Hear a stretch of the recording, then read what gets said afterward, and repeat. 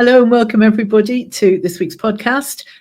We've been out and about. We've been to the Scottish Socialist Party's annual Jim McVicker Memorial Lecture.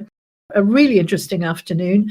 This is the 40th anniversary of the miners' strike. Yes, those of you who are old enough will remember that. It was not a happy time. No, me and Marlene remember it. Not a happy time in the UK. It was pretty awful, some of the things that happened. Anyway, there were two talks on Sunday afternoon, wasn't there? There was the first one by Alec Shanks, who was 19 when the strike happened. He just started working life as a miner and found himself caught up in that. So it was a very moving talk. When someone's talking from their own experience like that, it really draws you in. Really good, really appreciated that. And then the second speech was Richie Venton, who is the trade union convener of the Scottish Socialist Party, and he was commenting on the broader context of the miners' strike and also lessons we can learn in the present day about it. Yeah, and he's just written a book about it, hasn't he? Just to mark that 40 years since then. So we think you'll appreciate hearing these two talks. No, but this is our history. I mean, it's 40 years ago. It's recent history. And anybody younger than me and Marlene, there are some of you around, we know, you might find this really interesting as well. So, good afternoon and welcome to the Scottish Socialist Party's 4th annual Jim McVicker Memorial Lecture.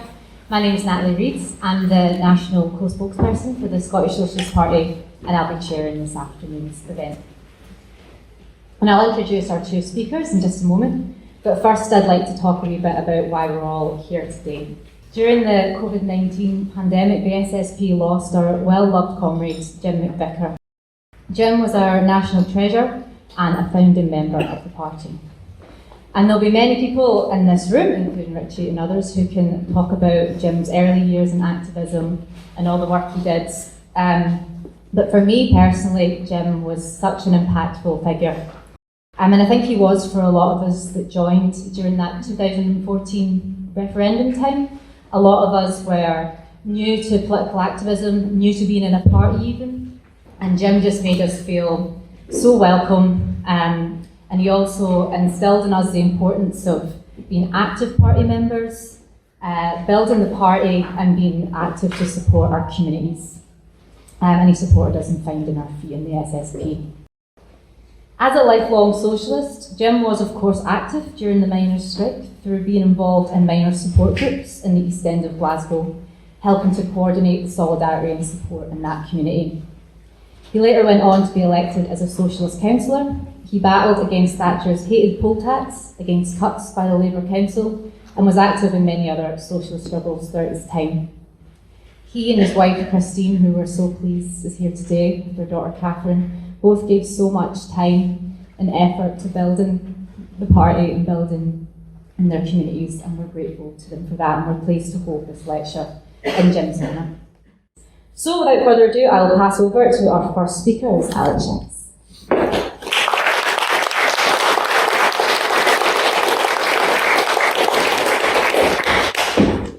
It's an honour to speak at this Jim McVicker Memorial event.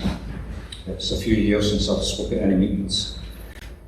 I feel very emotional, but hopefully we'll get through this together. And for those of you who are avid listeners of all things news and current affairs, you may have heard mention a few weeks ago of a special anniversary. But I do say may, because most things at the moment are drowned out by all the noise and flatulence coming from Trump across the Atlantic. However, on the 11th of February, the 50th anniversary of Margaret Thatcher being elected the Tory leader and leader of the opposition. Already christened Thatcher the Milk Snatcher for stopping free school milk for 7 and 11-year-olds in 1971, Thatcher signalled the triumph of unadulterated free market capitalism within the Tory party and a new stage in the class war. And while the labour and trade union movement in the 70s was busy struggling against the Labour government's pay increase limitations, the Tories prepared for battle and revenge for the victories of the miners in 1972 and 74, which brought down the Tory Heath government. A report was commissioned in 1977, and the right-wing Tory MP, Nicholas Ridley, recommended that the Tories, when coming to power, should choose the optimum field of battle and the optimum timing for the battle, should increase coal stocks at power stations, which resulted, when they came to power, from coal stocks increasing from 38 million tonnes in 1980 to 58 million tonnes in 1983. To change power stations from coal-fired power stations to dual coal-oil-fired power stations, which in the end cost £10 billion when the Tories came to power. And to mobilise an array of non-union lorry drivers to move coal during the strike. And finally, to train and equip a large mobile police force to employ riot tactics and to uphold the law against violent picketing. And this plan was all put together 2 years before the Tories were elected. And this demonstrates more than anything else that this was a political attack on the labour and trade union movement to pave the way for further privatisation, for deregulation, for outsourcing, and for the driving down of wages and conditions of working class people. The Tories stepped up in 1981 and they launched an assault on the coal industry. But the miners' response at that time was robust. In fact, there was a ballot in Yorkshire which voted 85.6% in favour of industrial action. The Tories decided that their preparations were not quite ready, and they backed away. Thatcher was actually extremely unpopular in 1981 because of the destruction of traditional industries. And she only really won the general election in 1983 because of the Falklands War. The message was clear. If you were working class and you went to war, you were a hero. If you were fighting to defend your jobs, then you were the enemy within. But finally, in March 1984, with the workforce standing at 190,000, the Tories announced the closure of 30 pits with the loss of 30,000 jobs. But we knew, via some not so subtly marked secret documents that we had stole from the National Coal Board, that the actual plans were the destruction of 70 pits with a loss of 70,000 jobs. So the stage was set for an almighty class confrontation, variously described as a civil war without bullets, or an English Civil War Part 2, which was a description that obviously the Scottish miners weren't very happy with. But the closing down of a pit, as I'm sure everybody realises, was like closing down the whole village. The village was completely dependent on the pit and the ancillary industries. The NUM had a federal, if you want, or a regional structure in many areas led by Yorkshire, Scotland, Durham, South Wales voted for action, and the strike was declared official by the National Executive Committee using Rule 41 of our rule book. And at that time then, the miners were off, particularly the young miners, taking on the traditions of the labour and trade union movement and the miners, and sending picket lines all over the country where people were asked not to cross the picket lines and asked not to go to work. Every miner's welfare set up a soup kitchen, and in some of the bigger communities, these soup kitchens were providing 400 meals a day plus food parcels. We were raising £1 million a week on the streets from working class people who supported the strike. I remember a single parent in Portobello in Edinburgh giving me £5 out of her benefits, and I spent 10 minutes trying to give her it back, but she was adamant that she wanted to support the miners. And that example can be repeated up and down the country. Close to us, this is quite, shouldn't really admit this, but workers at the Drivers' Brewery, close to us at the New Craig Hall Strike Committee, got a small amount of beer as a perk for their job, and they gave it all to the strike committee, so we didn't go short for beer for a few weeks. And the young miners and myself, I was 19 when the strike broke out. We had very little life experience. The strike was chaotic, but we were determined, and it ended up been the most important experience of my life. 40 years on, it's a continual reference point for how society is run, an understanding of class, the establishment, the courts, the media, the police, of equality, of sexism, of racism, of the struggle for gay rights, and it transformed our outlook on society. And although the miners were radical, then as you can imagine at that time, their views on questions such as race and sexism and sexuality were still a little challenging. But that was transformed during the course of the strike. Women, miners' wives and girlfriends went from organising the soup kitchens to leading the strike, to speaking at meetings, to raising money. And when some men were barred from picket lines, then actually taking the place of the men at the picket lines and leading the strike. Kent miners and their supporters were initially surprised when collecting in London with the massive support they received from the black community, who instinctively sided with the miners after the experience of the brutal police attacks on Brixton riots. In London, and then throughout the country, lesbian and gay support the miners were set up, inspiring the miners' community to be sympathetic to that cause. The miners were pivotal in 1985 at the Labour Party conference supporting LGBT rights, and in 1985 the miners' union actually led the lesbian and gay pride parade in London. And that story was brilliantly told in the highly emotional film Pride. We spread our message internationally, and I spoke at car factories in France, at Renault-Billancourt and at Renault-Flans. And in April 1984, the Mori opinion poll in the UK showed 68% supported the strike. So despite this enormous early support, this was to be a war of attrition, where the full might of the state was unleashed against the miners, their families and their communities.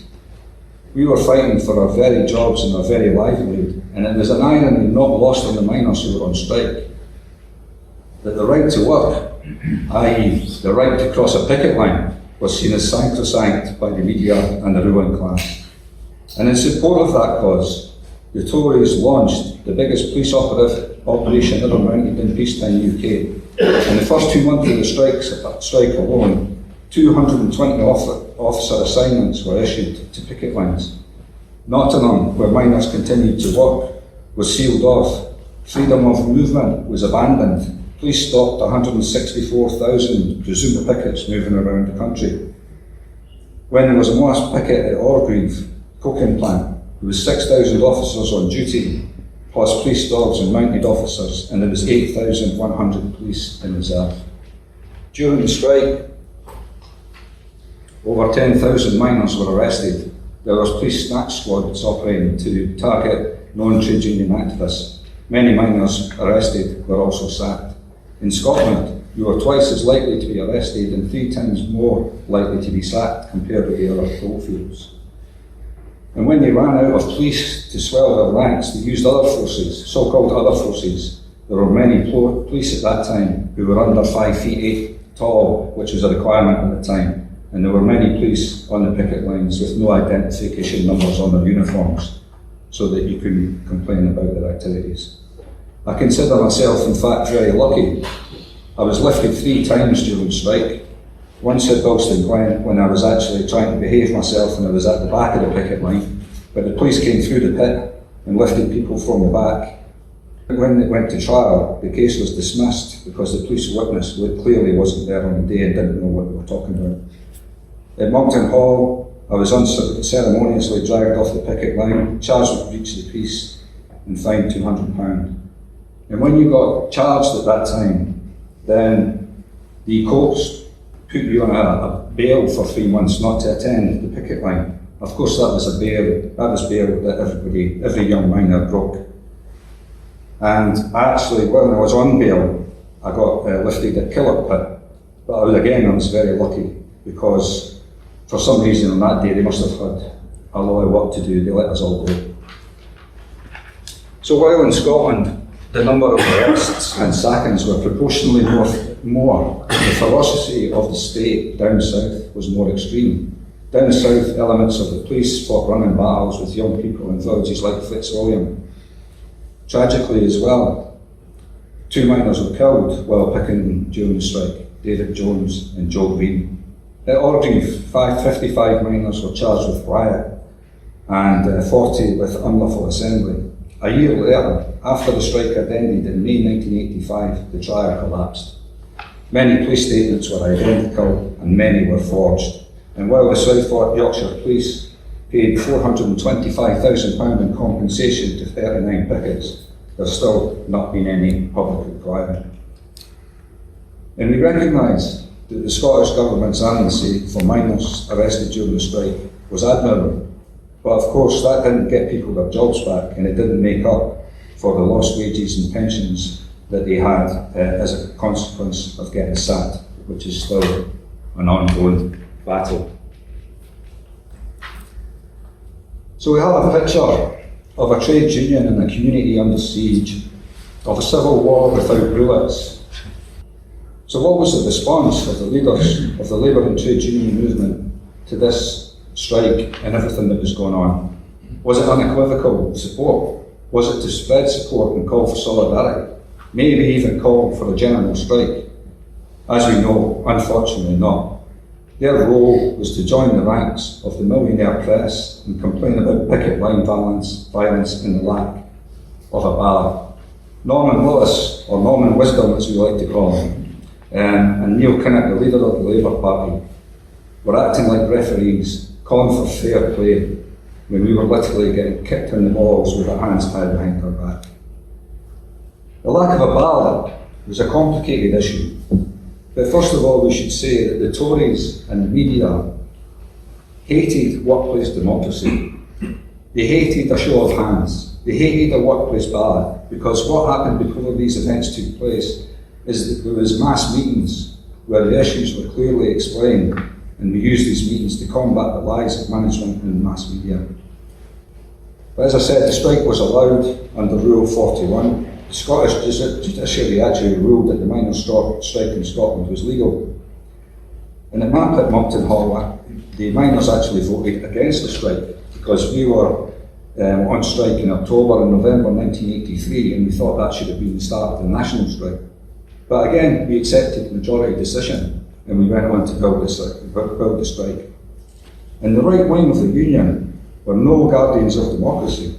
Until 1971, we required a 2/3 majority for industrial action in the NUM.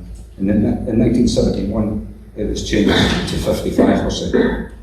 However, I have to say, from the bottom of my heart, and with great emotion, we should have had a ballot. Not for democratic reasons, but for tactical reasons, to try and force the maximum amount of unity possible and not allow our opponents an excuse and a weapon not to support us. On the 19th of April 1984, the NUM Special Conference again changed the rules and only required 50% plus one for industrial action in the coalfield. And there was a massive expectation that a ballot was going to be called, but for some reason we decided not to, when we clearly would have won the ballot. Anyway, that debate was over on the 19th of April, and from the 20th of April, the priority was to build the strike. Morally, the argument against the ballot was strong against striking miners. Why should people and miners in Nottingham, where they were paid more, where the jobs were perceived to be relatively safe, where the mines were more profitable and in better geological conditions, why should they have the right to vote another miner out of a job and consign that community to the dustbin of history? But the Tories, in support of their aim, the Tories and their friends used miners and scabs of dubious moral standing to resurrect a breakaway union in Nottingham, similar to the Spencer Union in 1926. One of the breakaway union leaders was jailed for four years for stealing £150,000 for a miners' charity. David Hart, an old Etonian Tory with Thatcher's ears, travelled 35,000 miles in 3 months to organise the breakaway union. Tim Bell of Saatchi & Saatchi, amongst others in big business, raised £1.5 million to fund the strike breaker. The media portrayed the miners in t-shirts and jeans as starting violence on the picket line. In the main, there was pushing and shoving to stop the scabs going to work, and police responded with riot shields, truncheons and snatch squads. And later on, after the strike, the BBC were forced to admit, and I quote, they had inadvertently reversed the events at Orgreave to show miners throwing missiles first, rather than in response to a military charge by the police. In Neil Kinnock's I Condemn Violence on all sides was a tragic response from a useless Labour leader. At the 1985 Scottish Labour Party conference, he refused to support the reinstatement of miners sacked during the dispute, miners who had been through everything and endured police violence. He said he could not condone violence on any side, whatever the reason. And a young miner at that time, speaking from the floor, actually it was me, pointed to the onslaught from the police and that our communities were facing destruction, and that we had been extremely restrained compared to the response of Kinnock the previous week, when he had completely lost the plot and went for a student who had thrown a tomato at him. In September 1984, the courts in England ruled the strike was illegal, as there had been no ballot. The union refused to pay the fine, of course, and a local Tory party official proceeded with the sequestration of the NUM funds. But it's interesting if you compare 1984 and 1977. In 1977, there was a national ballot that opposed the introduction of a divisive bonus scheme, which resulted in big differences in pay across the industry.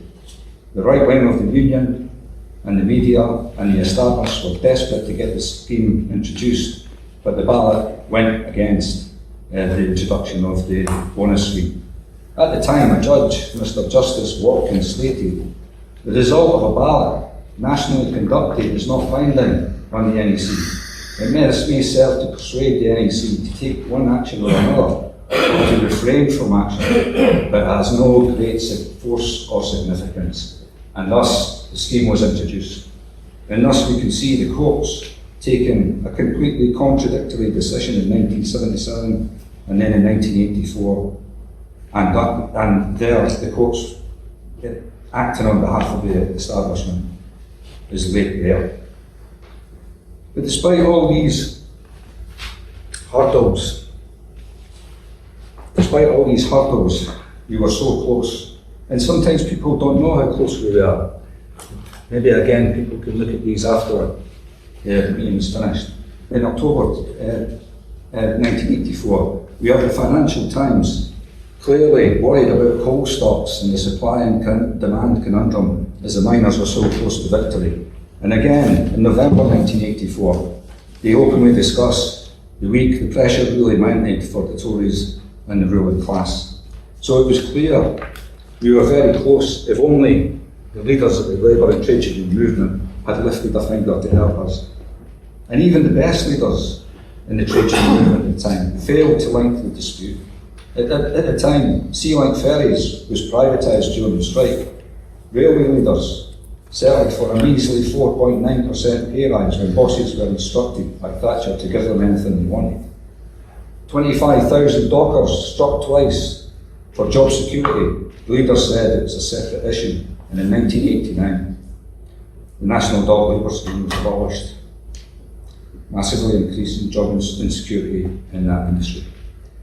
In autumn 1984, NACOS, which was a sort of supervisory union in the mining industry to do with safety, voted 82% to join the strike, and it would have closed every pit in the country. The NUM and NACOS agreed on a joint negotiating platform of no pit closures except on the grounds of safety and exhaustion of the purse. But the NACOS leaders sold out and settled for an independent, non-binding colliery review procedure which did not keep a single pit open. So we were very close to victory from autumn towards the end of 1984. We, the miners' wives, the working class, ensured the kids had one of the best Christmases ever. But as the Tories and the establishment made it through the winter and we got to February 1985, it was becoming increasingly difficult to maintain the strike. So nearly 40 years ago, on the 3rd of March 1985, at the behest of the South Wales area leadership, the miners voted to return to work without an agreement. And therefore we have to say, unfortunately, that it was a defeat. And the only victory was that at the end, at least 100,000 miners and their families were still on strike. Scotland voted against the return to work because of the lack of an amnesty for those sacked during the strike. But a few days later, they reluctantly reversed the decision. For me and lots of other young miners, return to work was all a bit of a blur as we marched back proudly behind the collar of the van. And then I had to rush off to court that day to face further charges for picketing.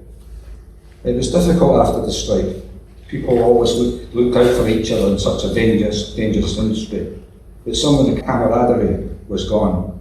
I remember when a steel rope broke and it ended up wrapping itself around my legs. The guys with the ambulance car asked me if there was a scar before helping me on board the ambulance. But while it was difficult, the leaders of the Labour trade union movement exaggerated the problems, pointing to the miners, saying that the miners were defeated, no other union can win.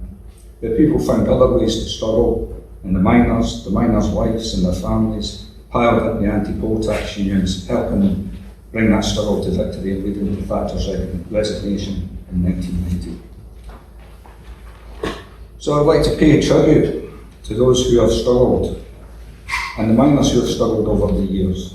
We salute the struggle of socialists and stalwarts like Jim and Christy McVicker, and take inspiration and energy from their courage and commitment. The struggle ebbs and flows. We have come a long way, fighting for every scrap the establishment was forced to give us. Unfortunately, they always tried to take any gains back. It was not until 1900 that it became illegal for children under 13 to work in the mines. The 1926 general strike threatened the very existence of capitalism. It was also a protest against crime and poverty, eloquently described by miner John MacArthur from Buchanan in Fife, who later became the Communist Party councillor. He recalls how being the fourth child in the family, he could afford, unlike others, shoes all the year round, as his older siblings were working. Nationalisation of the coal industry after World War II, on the back of a massive wave of radicalisation, was an enormous step forward, leading to one of the safest industries in the world. Before that, between 1873 and 1953, 85,000 people died in the UK mining incidents. Despite nationalisation, struggle continued in 72, in 74, in 84 and 85.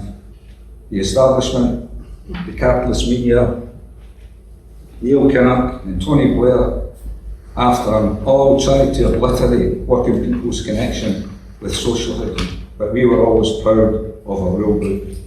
And I quote, to seek and secure the establishment of common ownership and control by the workers of their industry and of the means of production, distribution and exchange generally, with a view to the complete abolition of capitalism.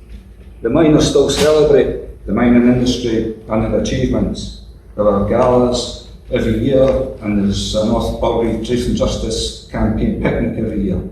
The biggest of them, the Durham Miners Gala, the big meeting, is in its 139th year, is the world's greatest celebration of community, of international solidarity and working class life.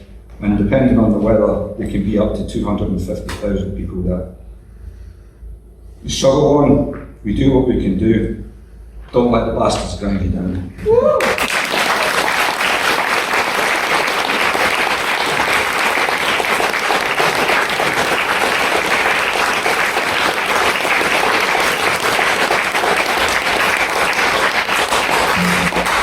Some people may have asked the question in their minds, why discuss a strike that took place 40 years ago?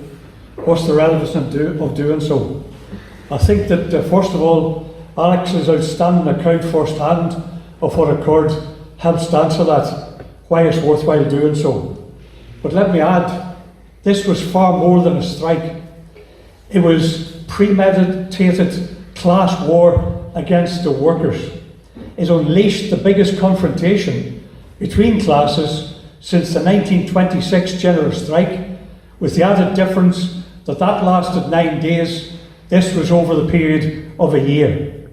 It defied many of the predictions made by people just prior to the strike breaking out in '84, including some people on the left, the socialist left, that the working class is not prepared to struggle, and in particular that the young miners will not go into battle. They have no tradition of struggle for self-evident reasons if they're new to the job, but also the argument was put that they've been bought off by things like cars, colour televisions and mortgages. Maybe it sounds a bit familiar to you 40 years on.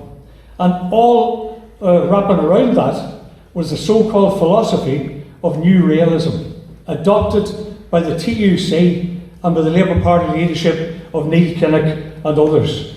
In essence, which said that the days of class conflict are dead and gone, a Victorian notion, and what we have to do is accommodate to the fact that there's a new type of society where the capitalist class are dominant, and the best we can do is have realistic dialogue with them in order to reach agreements and get the best we can. It was putting class struggle in cold storage from the standpoint of the working class. But this year-long strike was a display of phenomenal courage, tenacity, of working class men and working class women, ordinary men and women becoming extraordinary men and women through the course of that experience. It also demonstrated the instinctive solidarity that goes with being working class. As a result, first of all, because of the conditions of working together collectively in order to produce things, whether that be goods, commodities or services, it tends to develop a class collective consciousness. It likewise, however, unveiled the lengths to which the capitalist class, the ruling class of Britain and other countries, is prepared to go to retain their power, their profits and their privileges. And for millions of people, it revealed for the first time the true role of the state as, to use the phrase of Frederick Engels, armed bodies of men, a repressive apparatus designed to repress the majority class on behalf of a tiny minority class that would want to rule the roost and get the wealth that goes with it.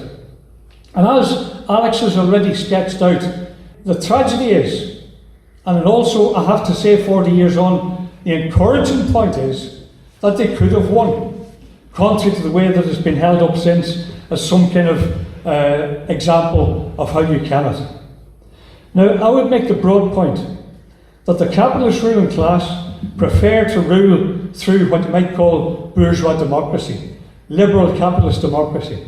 It's cheaper, it's usually a more stable form of society, it's not always possible in certain circumstances, as for example was the case in Latin America in the 60s, 70s, 80s, as depicted by a current film, I'm Still There, where terror, forced disappearances, imprisonment, torture and death squads were the hallmark of the military dictatorships of capitalism in those nations in the past. Liberal capitalist democracy for the ruling class is a luxury, not a matter of principle. It's a convenient form of rule, but not somehow built into their genes as a form of principle.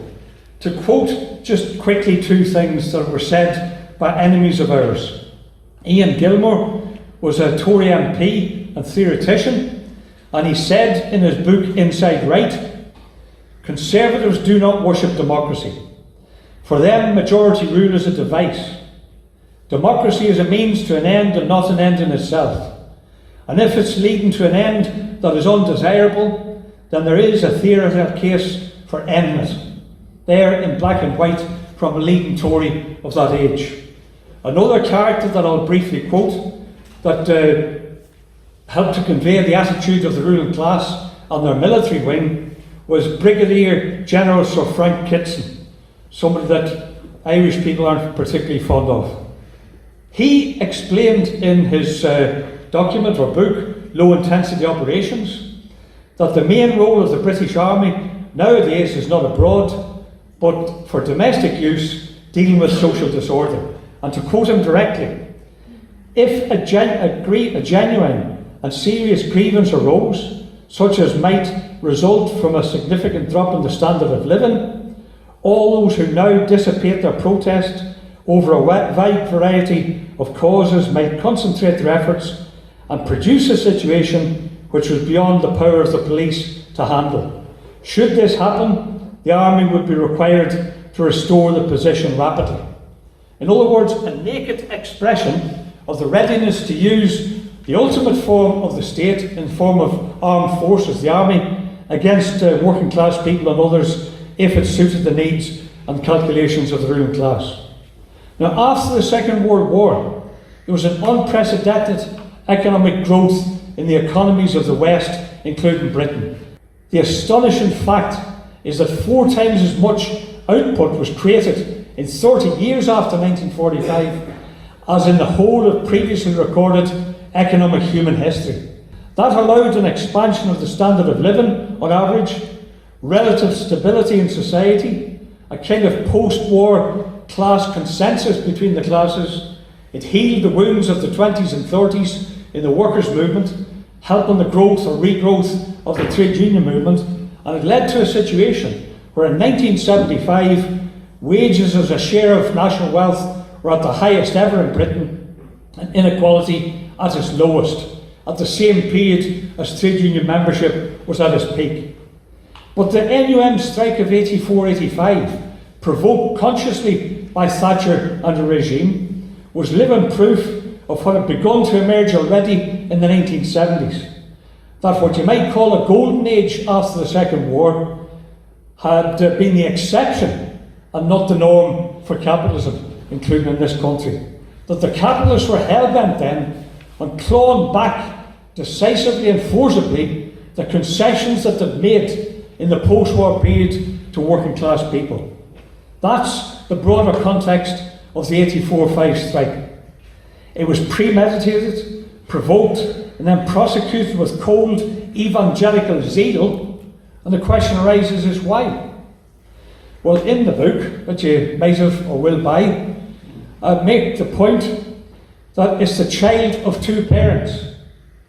The revenge by the Tories for the 72 and 74 strikes by the miners and the humiliating defeats that scored against Thatcher's predecessor, Ted Heath, the Tory Prime Minister, including the fact that 74 was the first time, and as far as I'm aware, the only time, when industrial action toppled a government in Britain. And it was also the product of something broader, economic necessity, the need to restore the levels of profit for capitalist big business across the board by conducting a struggle against workers' conditions, salami style, bit by bit, picking off one after another, as prescribed in the Ridley Plan that Alex has already made reference to. And what emerged was capitalism red in tooth and claw. That was unleashed against the miners and continued thereafter, including to one degree or another in the subsequent decades. A small state, low taxation, a switch to finance capitalism rather than manufacturing, obliterated 20% of manufacturing in 2 years in Britain, an increasingly authoritarian rule through things like the anti-union laws to neuter the resistance, including the ability to win back or defend what had been gained in previous decades. And the fundamental problem that the workers' movement faced then, at the time of the miners' strike, and now, is been saddled with the leadership which fails to recognise this reality of class warfare, of 2 tribes going to war, of no third way or road being available between the interests of an ailing and diseased form of capitalism and the interests of the working class whose conditions are being threatened and whose democratic rights, not just living standards, are being threatened. The ruling class, as I said, prefer democratic rule, manufactured consent, but when necessary, they'll remove the velvet glove and deploy the mailed fist against the working class. We saw that at Orgreave. Alex described some of it, but the Alsatian dogs were let loose on pickets. the mounted police that wielded truncheons from on high and smashed people's faces in, including people who were sitting eating ice cream on a garden wall in the village after the main battle had subsided, charging into houses like an occupying army, wreaking havoc. Those were some of the methods that were unleashed at Orgreave on the 18th of June 1984. But I first-hand witnessed how that method had been practiced about 6 months earlier in December 1983 at Winnick Quay in Warrington against the print workers in the dispute with the so-called Shah of Warrington, who deliberately provoked a strike by removing the closed shop for print workers in that Stockport Messenger company, where police waded in, snatch squads, violence meted out to us on that picket line as well, a foretaste of what was to come a few months later against the miners. And we saw just a year later, in 86, 87, similar methods deployed by riot police at Wapping when the print unions were challenged by Rupert Murdoch, who was a close friend and ally of Maggie Thatcher, of course, and was out to clip the wings of the trade union movement, and in particular to get rid of those elements of workers' control in industries like print and the car industry, which the unions had conquered in the post-war period through the might of trade union organisation. Of course, we saw as well the mass arrests, Alex described them, or the fact that ancient laws were dredged up as excuses for arresting miners during that struggle, with charges such as the rather bemusing one of watching and besetting, where you were banned from even having eye contact with a scab, and people were arrested for having eye contact with a scab. And that was a clause within the aptly named 1875 conspiracy against people and the protection of property. The protection of property, a reminder by its name of the priorities of capitalist law to uphold the interests of property as opposed to the interests of people. The police were used as armies of occupation in the villages, quite often in order to try and dragoon one scab back into a pit to try and give the impression in terms of propaganda that there was a return to work movement. There was the sackings of 718, well, I've also seen figures of 966 in some publications, and 206 of those in Scotland, including a comrade over here in the audience who lost his job, Alan Ramsey. And of course, we saw the sequestration of trade union funds, a word that is not everyday speech for us, but basically meant theft of union funds and assets built up over the years by workers seized by the state to cripple the ability of the union to function. 14 million hours of police time was spent on picket lines during that strike. It was the use of the police that was absolutely central to the defeat of the miners during the course of that year. It wasn't just police, there was undercover soldiers. Many miners at the time told me, when I lived on Merseyside then, about how they'd spotted their squaddy sons going through picket lines, civilian clothing, driving scab lorries, for example. And many people are of the belief that army were involved in places like Orgreave on that day.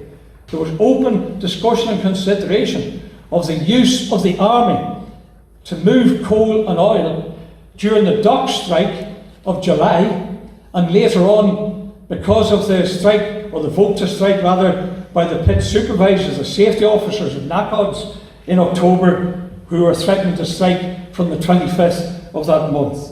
And I think those brief accounts and the graphic descriptions that Alex has made should strip away any vestiges of belief in the permanence or the virtue of liberal capitalist democracy for a generation of people now 40 years later. And what it highlights is that we require a fundamental shift in power to the working class majority in order to defend fundamental rights like the right to strike, to assembly, to free speech, to free organisation. That's why as socialists today, our demands include, amongst many others, disbandment of special riot squads in the police, of spy cops and so on.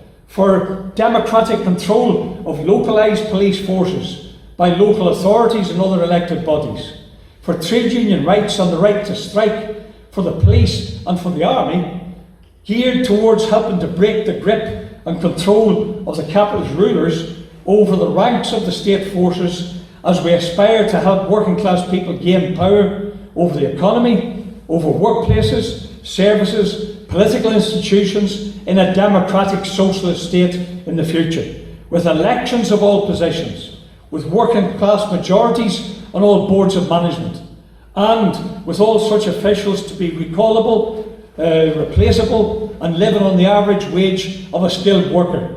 A simple lesson arising from the fact that this strike was, after all, against the nationalised National Coal Board run by a semi-dictator in the form of Ian McGregor on his fat salary.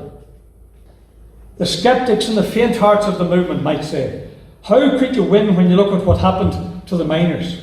And it's therefore fundamentally important to spell out the fact that they could have won. When Thatcher and company threw down the gauntlet by provocatively closing a pit that was expected to have another 5 years' life in Cortonwood, then they dreamt of a short, sharp victory, a kind of industrial Falklands victory for Thatcher. She hoped for a similarly rapid crushing of resistance from the miners. Incidentally, they also probably thought there might not even be a strike at Cortonwood because it had the reputation of being a moderate pit, a pit which workers from previously closed mines had been transferred to, and therefore the idea of fearing for loss of their jobs a second or third time might weigh heavily on them in terms of whether to take action. But despite all the ruling class's preparations, their stockpiles of coal, their coal imports, including from Stalinist Poland, their oil imports increases, including from Libya, their beefing up of the police, their preparation of the scab lorry drivers, amidst 3 million being unemployed at the time, despite all those preparations, they still totally underestimated the response and resistance of the working class, where, for example, the Coal Board had to admit within 2 weeks that only 11 pits out of 174 were working normally. And an emboldened army of miners inspired the wider working class. The women of the pit villages were transformed in their consciousness. They set up the soup kitchens. There was one ultra-left group that scoffed at that as charity work initially, but what they actually went on from was to collect for the food kitchens and so on, the soup kitchens. They went on to go to non-mining workplaces for appeals, to speak at public meetings, to go abroad to speak at public meetings, to organise their own Women Against Pit Closures demonstrations in Barnsley especially, to tour the country and be amongst the best orators in defence of working class people, demonstrating that working class women, usually when unleashed from some of the restraints of domestic chores anyway, then they become the best and most ferocious fighters on behalf of their class. Phenomenal levels of solidarity right from the early weeks was enjoyed from the wider working class. To sum it up, £60 million in 1985 was collected. That's £240 million of solidarity funds raised from the miners in today's money. Railway workers refused to move scab coal supplies into steelworks and suffered consequences in terms of many that had been victimised and sacked from their jobs. Dockers and seafarers likewise took the brunt for having the same acts of so-called secondary action of solidarity action. And at key points during that year, the government was in a state of panic at a second or even third front opening up. The one that I was directly involved in and most familiar with was the fight that overlapped the miners' strike by about 4 months, the struggle around the Socialist, the City Council in Liverpool. We mobilised tens of thousands of people in the city in defiance of Tory government austerity, in demanding the money back in order to build 5,000 council houses, open up 6 new nurseries, create a 35-hour week on the workforce and a decent minimum wage at the time, to create a freeze on rents and on service charges for various facilities in the community and so on. And we did it by mass meetings, mass demonstrations, starting with one of between 20 and 25,000 of the November of 1983, and then of about 50 to 60,000 on Budget Day in March 84. We mobilised and emboldened working class and insurgent working class, in a sense, in the Merseyside region, with a one-day general strike on the day of the budget being set. And eventually, the Tories settled and conceded £60 million, the equivalent of 240 million in today's money, which allowed it to carry out those transformative measures in the city. And one of the fundamental reasons we won that victory was the fact that the Tories could not afford to fight on two fronts. But around the same period of the year, the dockers went on strike in July, and there was other disputes as well. In fact, in general, that was a year of record levels of strike days. Of course, most of those were through the miners, but 4.3 million out of the 26.5 million days of strike were from non-mining workers, which was a 25% increase on the previous year. There was a mood for action. There was action taking place on many occasions. And of course, in the case of NACODs, Thatcher was terrified at what the prospects would be if those safety officers at the mines were to proceed with the strike in late October. If you indulge me, I'll quickly quote something that she said. Whitehall was awash with fears that a bandwagon might begin to roll in Mr. Scargill's favour. And later on she said, "We had got so far and we were in danger of losing everything. The management of the Coal Board could indeed have brought down the government. The future of the government at that moment was in their hands."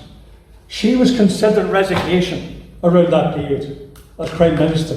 That's how close it was, amongst other pieces of evidence.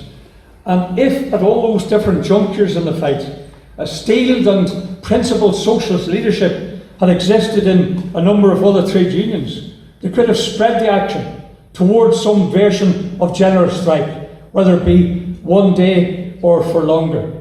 And likewise, that was the situation when the miners' funds were seized the very next day after the NACOD's leadership had caved into a meaningless agreement about a form of words around pit review procedures for closure, which, by the way, didn't save a single pit in the subsequent 10 years. Now, it's true that Scargill and the rest of the leadership made some tactical mistakes. I would endorse the points Alex made regarding the ballot. Not to go back to work and have a ballot, but if a ballot whilst 80% had walked out would have been a way of undermining the enemies of the strike, including those who were stabbing in the running sore, the Achilles heel of the Nottinghamshire coalfield, which is the second biggest in the country after Yorkshire. But the fundamental cause of that defeat was not whether or not there was a ballot. It wasn't the power of the Tories and their state alone, although that was wielded with full strength. It was the abject failures, the hesitation, and in some cases the downright treachery of other trade union leaders, the TUC, and Neil Down Kinnock, the leader of the Labour Party at the time. It's a harsh reminder, actually, that ideological beliefs become critical in times of intensified struggle. Because the beliefs that they were attached to, I mentioned earlier, New Realism, included having no faith in the working class and their ability to fight, a fear of state reprisals, and their weakness invited further aggression. In particular, the leaderships of the Steelworkers Union and the Power Workers Union betrayed the miners by openly saying, "We will accept scab coal," including at Ravenscraig. And in the spring of that year, or early summer, leaders of the railways, the docks, and other unions settled for extremely modest pay settlements, where Thatcher had said, "Give them anything," because she was terrified of a second or third front opening up. That was at the same time as the battle with the Liverpool Socialist Council was still ongoing.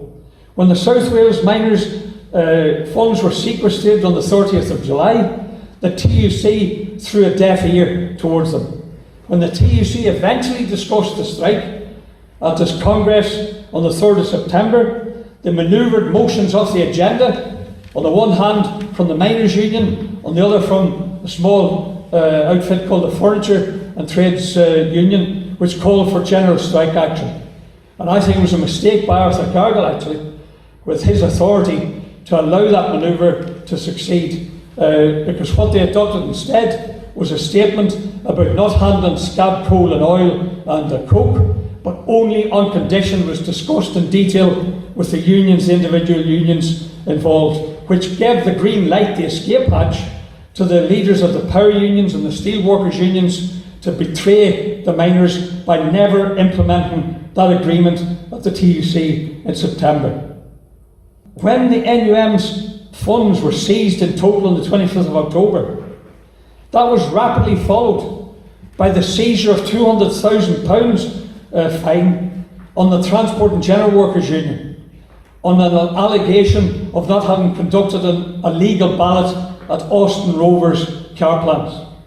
And instead of linking that struggle with the miners, the leadership, which in this case wasn't an open scab outfit like the electricians or the Steelworkers Union, but was led by the broad left of the Transport Workers Union, people like Moss Evans and Ron Todd, they failed to link their own battle with that of the miners and cowered in fear of further action, the threat of sequestration, and therefore the opportunity for spreading the action at the time of November disappeared, and the miners were generally left isolated in, around and beyond the Christmas. Now, the miners did not lose because of a lack of readiness to struggle amongst workers, not because of a lack of solidarity from other rank and file trade unionists. They lost because of the crisis of leadership in the trade union movement and the Labour Party, a crisis which, if anything, is even worse today, and in particular is certainly worse in terms of the crisis of political representation for the working class. Since the NUM's defeat, New Realism has been rechristened social partnership. In essence, that's a denial of class struggle trade unionism in the face of capitalist class war against the workers. Neil Kinnock and his New Realism became Blairism, which now, in turn with an interregnum under Jeremy Corbyn, when he was a prisoner in his own party, has become the continuity conservatism of Sir Keir Starmer. And the political outlook, the class collaboration, to give its right name, shaped the outcome of the miners' strike, created its defeat by them being abandoned in the hour of need. And in turn, that defeat in #85 reinforced that class collaborationist outlook at the tops of both the unions and the Labour Party. Cause became effect, and effect became cause. It led, for example, to the defeat of the print unions in '86-'87. Blair's first guest at number 10 had been elected when the hatred of the Tories produced a landslide for Labour, New Labour in '97. His first guest was not a sacked miner or one of the women of the pit villages who'd been devastated by the deprivation that ensued after the defeat. It was one Margaret Hilda Thatcher. And she came out with the expression that her greatest legacy was New Labour. And she's right. New Labour became a new capitalist party. It became an openly, unashamedly, undiluted capitalist party in modern times. And the consequences today are profound. There's been a reduction in trade union strength and combativity. Wages as a share of wealth have been reduced. There's casualisation, zero contracts and so on.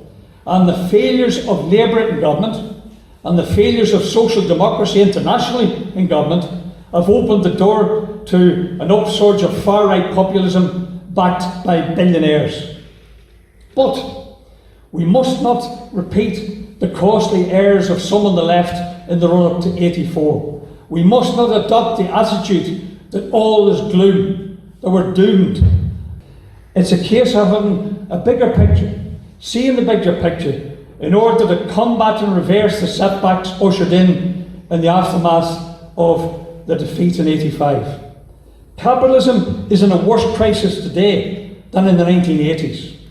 Capitalist labour's hunt for phantom growth means a tax on wages, services, the social wage, and increased inequality, even if there is some capitalist growth for a while.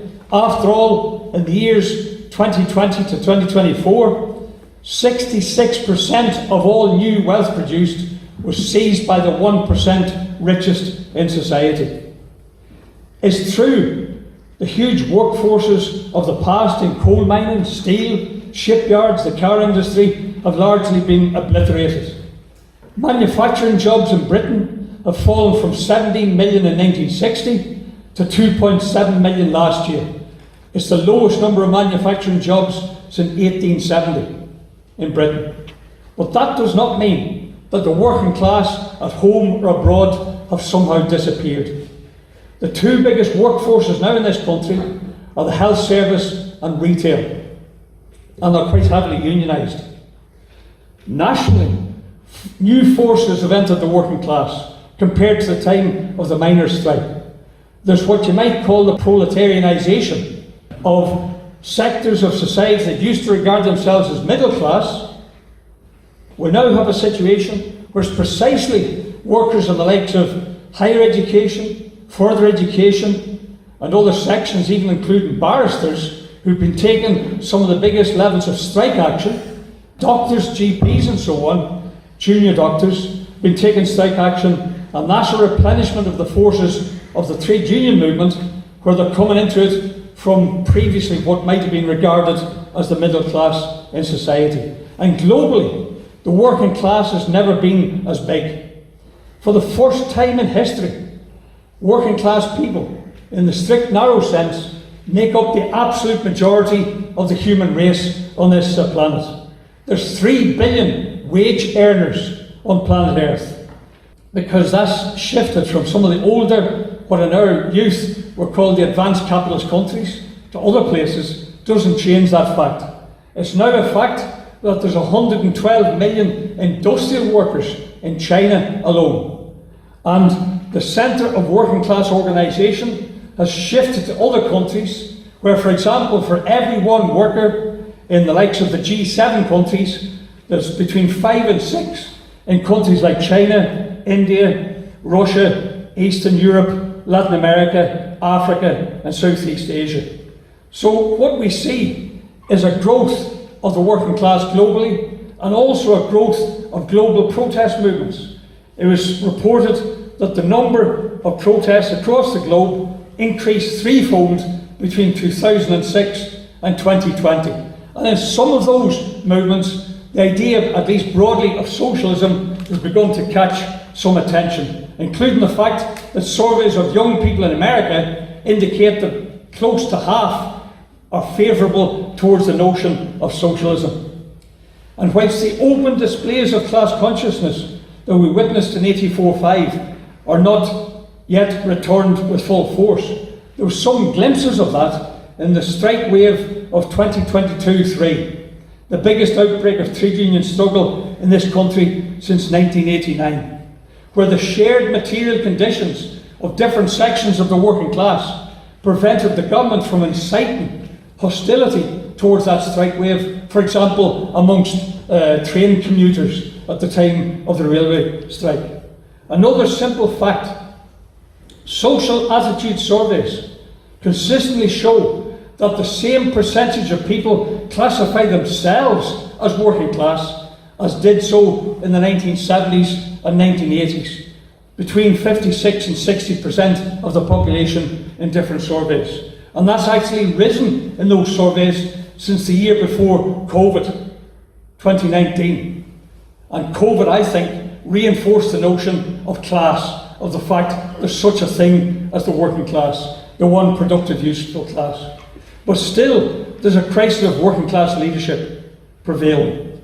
The potential power of the working class was demonstrated by the £3 billion extra in wages and pensions won through strike action in Scotland in 2022-3. But hardly a single one of those settlements matched inflation levels, indicating that the timidity of many of the trade union leaders, including even some of the best ones, left things short of what it could have been. But I think one of the richest lessons of all of the miners' strike is that whilst trade union struggle is central to workers' futures, that most trade union battles are by definition defensive for a greater share of the wealth within the confines of continued capitalism. And trade unions on their own will not bring about the fundamental and irreversible shift in power to the working class.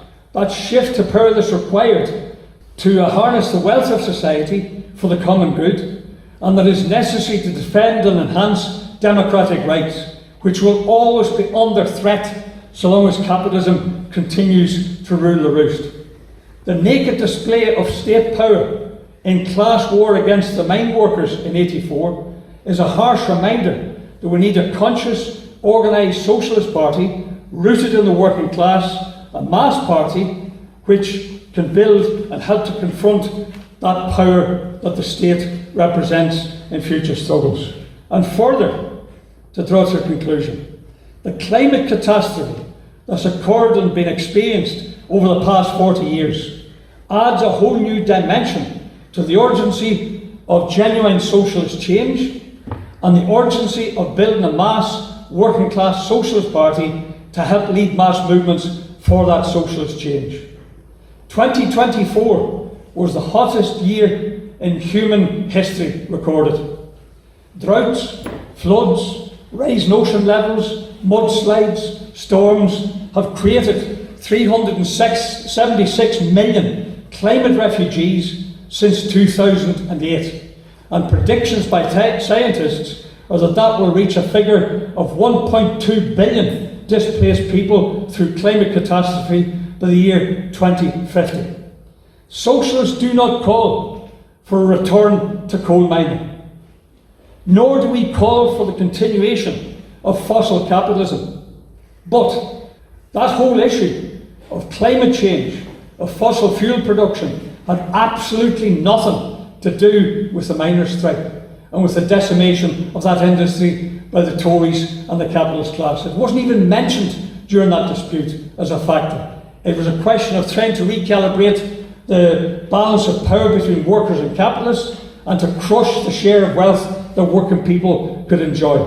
And the other point I would make is that we as socialists do not in any fashion suggest that whilst the science says we need to stop fossil fuel production and all that goes from that, we do not believe in what you might call a no-deal exit from that, which leaves the energy workers in Grangemouth in the North Sea. We do not advocate that those workers be turned into the miners of the 21st century, left marooned and stranded without hope, without a job, without a future, as suffered by the miners 40 years ago. The Scottish Socialist Party has persistently fought for a socialist Green New Deal based on public ownership of energy, of transport, of construction, of big industry, of banking, and vitally with workers' control, not the bureaucratic nationalisation that was the National Coal Board. Alternative plans of green production could then be devised and implemented with investment, with the expertise of those same energy workers in particular. A whole new green reindustrialisation of Scotland and the world is our vision. A vision informed by the knowledge that capitalism means destruction, war, mass impoverishment and increased authoritarian rule. A vision informed by the fact that socialist measures are still popular 40 years on. For example, opinion polls showing at least 2/3 to 80% favouring various things being brought into public ownership. A vision informed by our belief that given a lead, the working class will struggle, and that the potential power of the working class globally is far greater than it was 40 years ago. A vision informed, if you want to put it sort of musically, informed by the words of the Style Council. Are you going to get to realise the class war is real and not mythologised?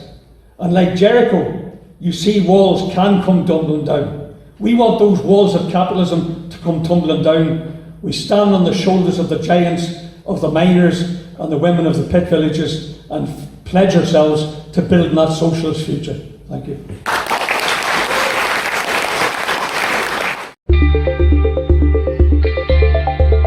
thanks for listening, everybody. I hope you enjoyed that. If you want to make sure you're following us and subscribe to us, then you get notified every time we put something new out, so you don't miss anything. That would be great. Also, you can click the little bell if you're watching on YouTube.